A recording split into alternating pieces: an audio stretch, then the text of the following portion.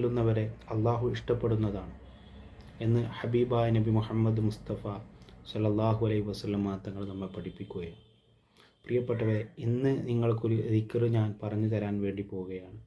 അത് മനസ്സിലായി കഴിഞ്ഞാൽ ഈ വീഡിയോൻ്റെ താഴെ നിങ്ങൾ അൽഹംദുലില്ലാ എന്ന് കമൻറ്റ് ചെയ്യണമെന്ന് പ്രത്യേകം അറിയിക്കുകയാണ്. അള്ളാഹുവിൻ്റെ ഹബീബ് നബി മുഹമ്മദ് മുസ്തഫ സല്ലല്ലാഹു അലൈഹി വസല്ലമ തങ്ങൾ മഹാനായ മുആദ് ബിൻ ജബൽ റളിയല്ലാഹു തആല അൻഹുവിനോട് പറയുന്നു, മുആദേ, അള്ളാഹുവാണ് സത്യം, ഞാൻ നിന്നെ ഇഷ്ടപ്പെടുന്നു.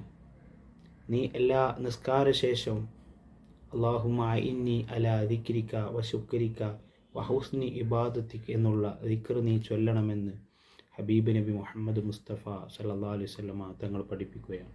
അതുകൊണ്ട് പ്രിയപ്പെട്ടവരെ, എല്ലാ നമസ്കാര ശേഷം ഈ ദിക്ർ ചൊല്ലാൻ അള്ളാഹു നമുക്കൊക്കെ സൗഭാഗ്യം നൽകി അനുഗ്രഹിക്കട്ടെ. ആമീൻ യാ റബ്ബൽ ആലമീൻ.